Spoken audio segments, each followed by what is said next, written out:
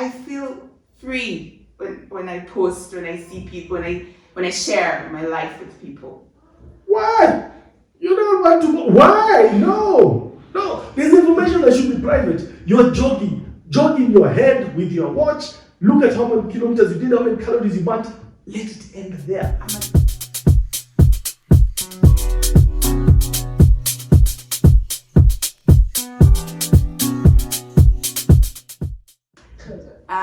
Hi guys, welcome back to the Tech Room. I'm your host, your one and only Feza, and this episode is sponsored by Value Chain Factory, VCF for short, and that's the tech hub for Value Group.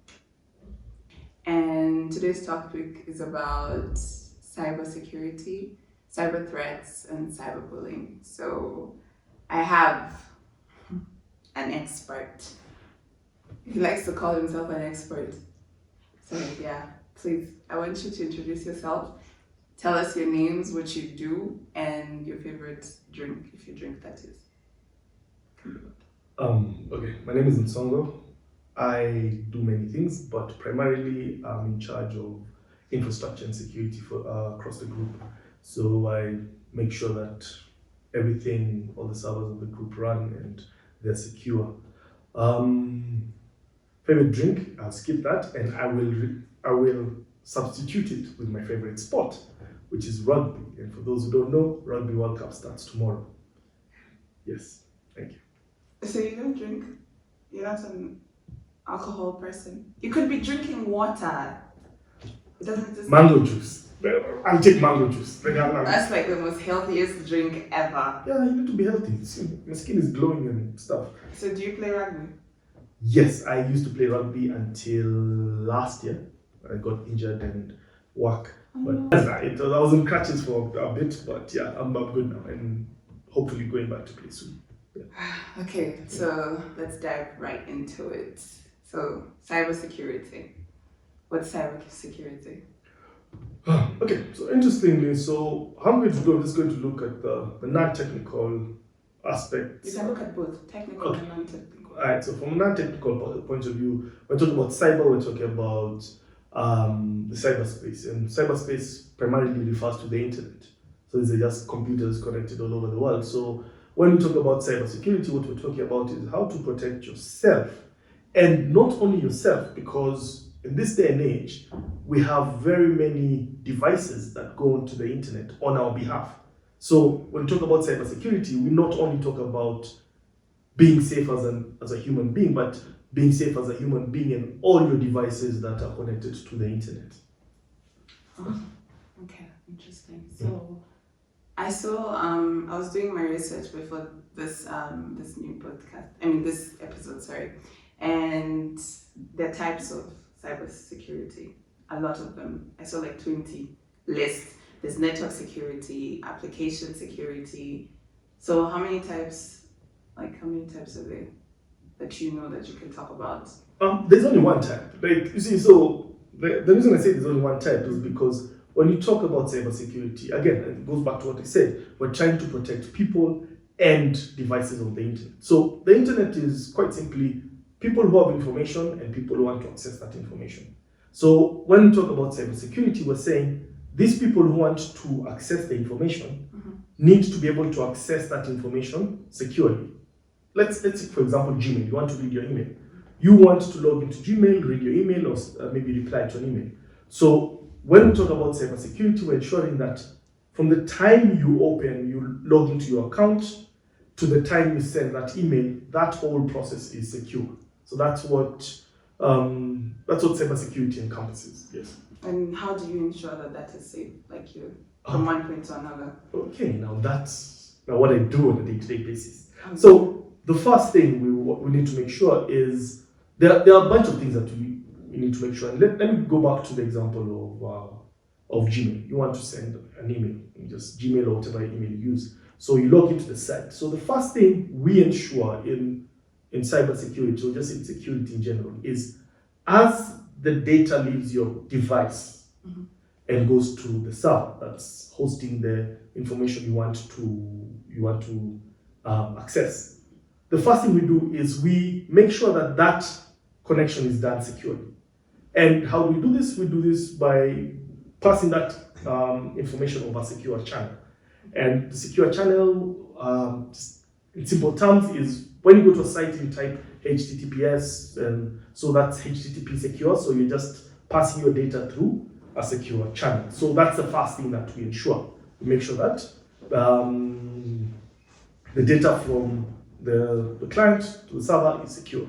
Then now other parts of my job ensure that one, the server is secure. So the server is secure from a bunch of threats. So most threats are people trying to attack that server, trying to gain access to it, trying to deny people access to that server, which is one of the interesting things that happen. People trying to change that information, people trying to impersonate the server. So there are a whole bunch of things that we try and do, and most of them are transparent to the user. So the user doesn't know we're doing it, we just do it in the background just to make sure that the user's experience is as seamless as possible, but at the same time it's also as secure as possible. Okay, so then when those threats occur or these people are successful to hack into your systems, how do you handle that? Or how do you make sure that I don't know this as your client per se? Okay, so the first thing we try and do is, one, we try and ensure that the system is only accessed by the people who need to access it. So we use what is known as the least privilege principle. So that's if somebody is logging into a server or into a device, it's the person who needs to be logging into it. If they don't need to log into it, we just don't allow them to log into it. Secondly, which actually doesn't fall under us, is we have best practices in building applications. So there are things that you can do as application developers to make sure that your device, your application, is as secure as possible. So we try and ensure that we remind devs to build the most secure applications that they can do.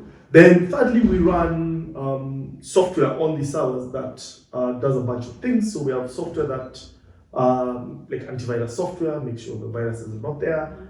But we also run monitoring software to see who is doing what on the servers, and then we try and respond to that. So the reason I say that is that there are very many ways that we can respond to an incident. So, but to just summarize it as, we have a bunch of tools that we use, and this bunch of tools help us to do two main things. One, to check the security of the server, and secondly, to respond once something has happened to the server. So let's talk about what happened with the Citizen. Do you know what happened with the Citizen? I have no idea. Never. You don't know that they were hacked? Okay. From your opinion, as a Okay, so what do you think happened? What do you think what's the thing they did wrong? Okay, let's go back. Let's go back a step. And first, it wasn't hacking per se. It's what is known as a denial of service attack. So a denial of service attack is where malicious users prevent legitimate users from accessing a site. And it's interesting because there are things you can do to prevent it, but you can't do it 100%. So the things that you can do to prevent it, and there are things that we have done or we did at that time to try and stop that attack, so to speak. Yes. So and the reason I say you can't completely prevent it is because even big companies, Microsoft and other companies, have been attacked, and with the same types of attacks, and they also responded as we did by implementing certain changes to ensure that the system is available to legitimate users. Yes. So now, since we've talked about that, do you think Africa is vulnerable when it comes to threats, cyber threats? Everybody's vulnerable. It's not just Africa. If you look at, so the site you can go to, I know Cisco have a thing called Talos, and it's FireEye. So you go to FireEye and you can see the number of threats across the world. Majority of the threats are aimed at the US, Europe, some parts of Asia.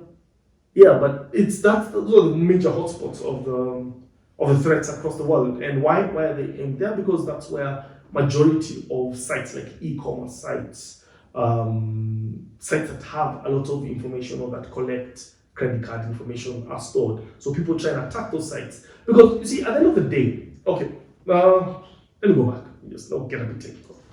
Now, if I want to attack a site, and I want to attack a site and make sure that site is not available, what I'll do is I'll go and either create or hire what is known as a botnet. So a botnet is just basically infected machines that now send traffic to overwhelm a site. But for me to do that, I have to pay for it. See, I have to pay. If I'm paying a developer to create for me that botnet software, or I'm actually paying for the botnet, I need to pay for it. So if I'm attacking a site, I need to have some monetary gain back from that site to attack it. You see?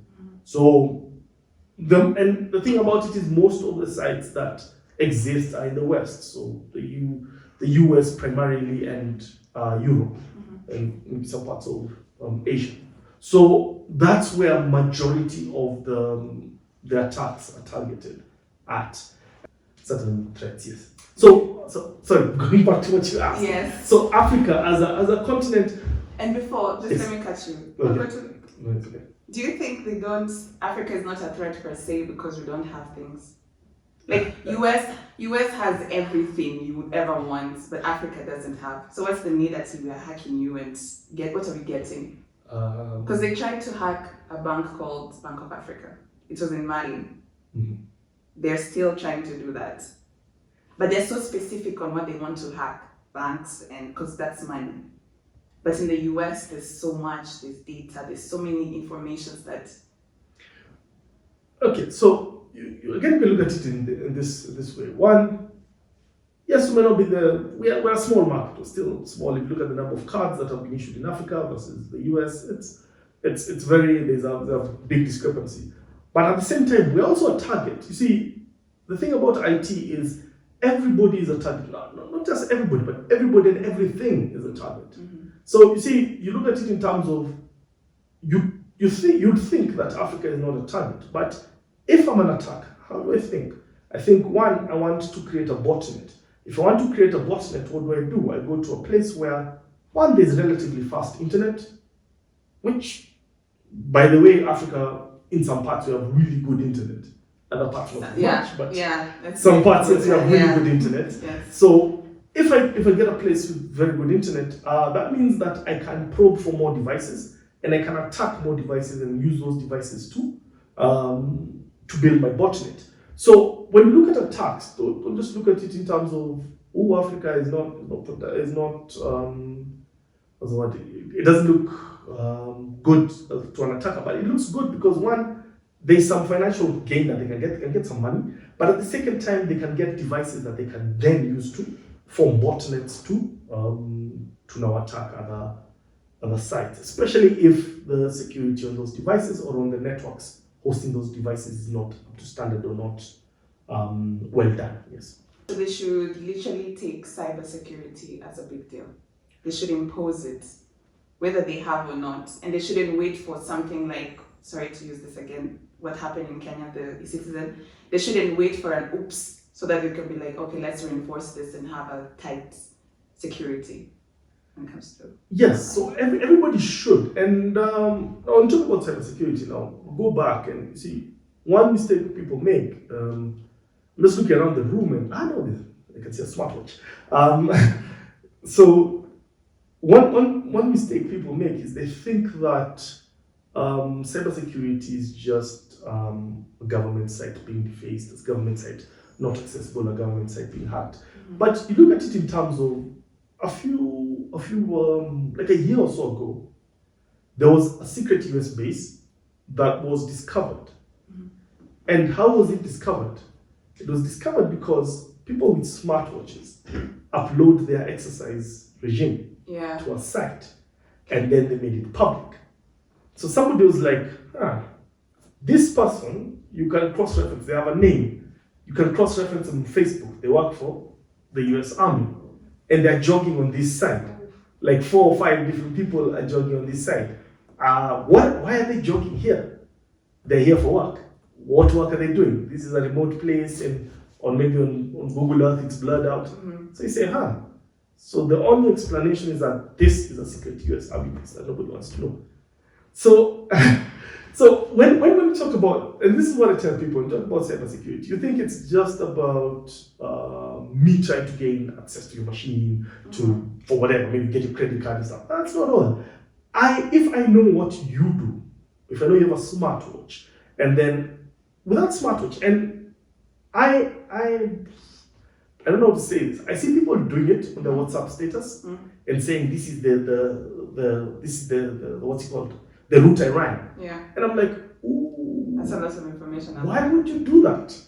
Because that means that one, I already know where you live. You see? Yeah. So if I'm a malicious person, there are two things I can do. One, I know the time you're away from home.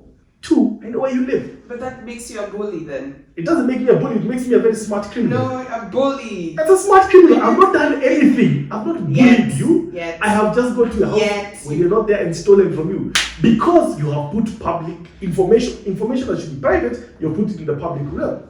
Cybersecurity is also about cyber hygiene. What you do online. What you do online, that's also part of cybersecurity. If you don't do it right, I'm not saying you deserve it, but it's a possibility you can get into certain situations because of the information that you post. But I'm posting not because I'm expecting someone to be there trying to kill me or something or use my information against me. I'm just posting for fun. And then you, the bully. I'm not a bully. No, you start using my information to bully me. Okay. One, you've put the information out in the public. Yes. Why? Because I feel free when I post, when I see people, when I share my life with people. Why? You don't want to go. Why? No. There's information that should be private. You're jogging your head with your watch. Look at how many kilometers you did, how many calories you burnt.